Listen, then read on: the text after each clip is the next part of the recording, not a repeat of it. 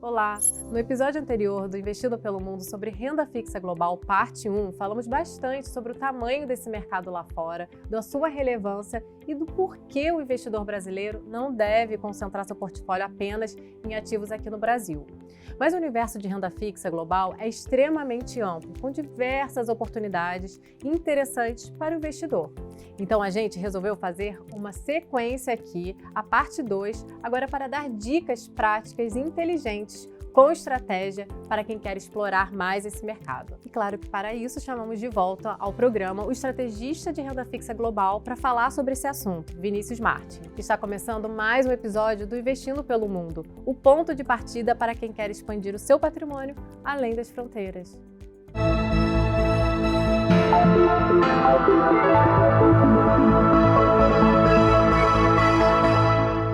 Vini, obrigada por ter topado essa parte 2, não tinha como não continuar. E vamos agora falar de forma prática para quem está nos acompanhando, né, como investir na renda fixa global. Eu acho que a primeira pergunta que eu gostaria de fazer, que assim, a gente fala de renda fixa, todo mundo associa a bonds. Mas bonds não é o único instrumento para você investir em renda fixa global, né? Fala aqui quais são os principais instrumentos e as suas diferenças.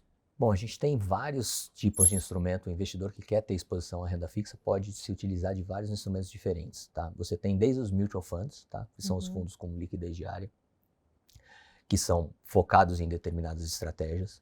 Você tem os ETFs, que são os fundos que têm as cotas negociadas em bolsa, tá? E esses fundos também podem ter estratégias específicas. Tem ETFs, por exemplo, só de treasuries de curto prazo, treasuries de longo prazo, ETFs de papéis apenas limitados ao investment grade, ETFs de papéis limitados ao high yield, né?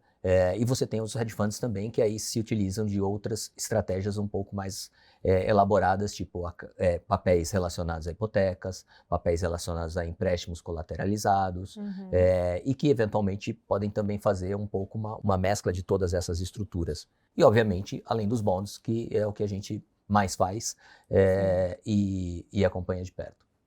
Excelente, Vini. Acho que agora ficou muito claro para o investidor que está nos acompanhando que bonds não é o único instrumento para investir em renda fixa global. E agora, mudando de assunto, explica para a gente qual é a diferença entre crédito público e crédito privado. Bom, crédito público é tudo que é emitido por governos, tá? Fazendo uma analogia com o Brasil, né? Título público brasileiro é o título emitido pelo governo brasileiro. Título corporativo são os títulos emitidos pelas companhias. E assim como existe no Brasil, em todo o mercado offshore você tem essa distinção, né? Daquilo da curva soberana, né? Do que os países estão pagando para determinados vértices, para determinados prazos diferentes, né? E, consequentemente, o que cada companhia está pagando de prêmio adicional sobre o risco em relação ao seu próprio país. Perfeito. E aí, a gente também, muitos aqui que devem, né, olhar a renda fixa global, devem escutar investment grade, high yield, né, e dentre outros. O que você destacaria que é mais importante o investidor saber e quais as diferenças entre eles? Bom, o papel considerado o grau de investimento é aquele que tem uma nota de crédito mínima, tá? Que isso é definido pelas 3 principais agências, que são Standard & Poor's, Moody's e Fitch hoje em dia, tá? Então, essas companhias, elas acabam classificando de acordo com a probabilidade de pagamento para quem você está emprestando aquele dinheiro. Então, as companhias acabam dando nota, igual como se fosse um aluno na escola, né? Então, esse aluno aqui, a nota 10, é um aluno AAA, né? Esse aluno tem uma maior probabilidade de pagar.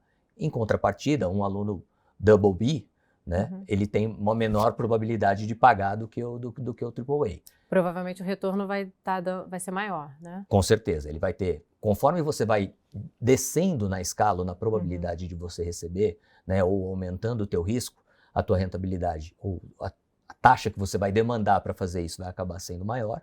Consequentemente, a liquidez também vai acabar sendo um pouco mais reduzida, né? Então, investment grade ou não é a nota mínima que as agências de risco atribuem para aquele investimento, para aquele papel de renda fixa ser considerado seguro.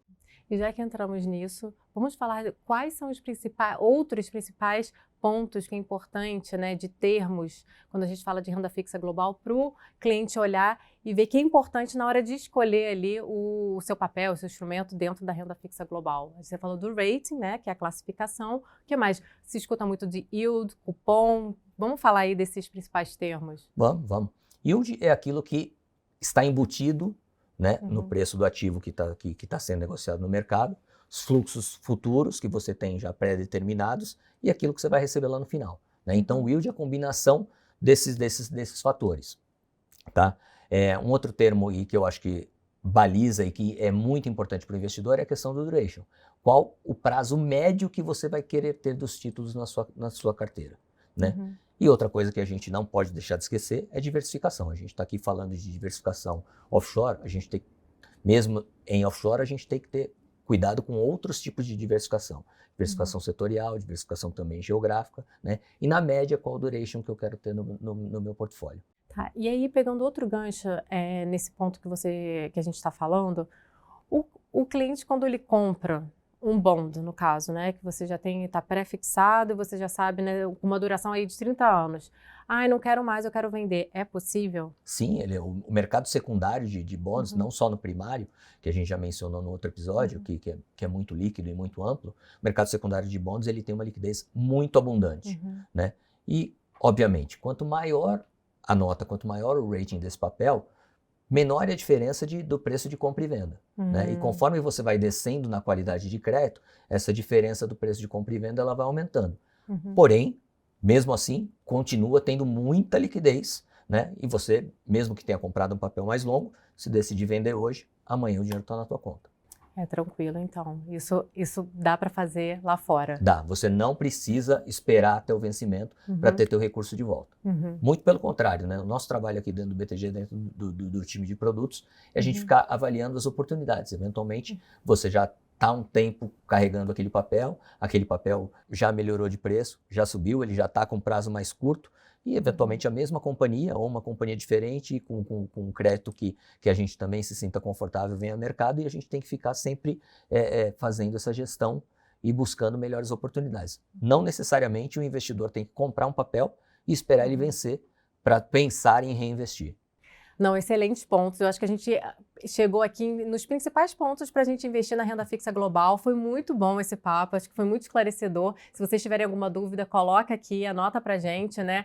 E eu quero destacar também que quem é cliente nosso tem acesso exclusivo aos relatórios que o Vini Martin faz e faz uma curadoria aqui dos principais bonds, papéis de renda fixa global. É muito bacana, todo mês tem aí. Ele faz uma análise também do cenário macro, como impacta na renda fixa, e é exclusivo para os nossos clientes, né? Exatamente. Excelente papo, Vini. Obrigada por ter topado essa parte 2. Acho que trouxe muitos insights aí sobre a importância da diversificação global e como investir na renda fixa global também, né? Obrigada. Eu que agradeço, Carol. E se você ficou com alguma dúvida sobre o que falamos até aqui, deixe nos comentários.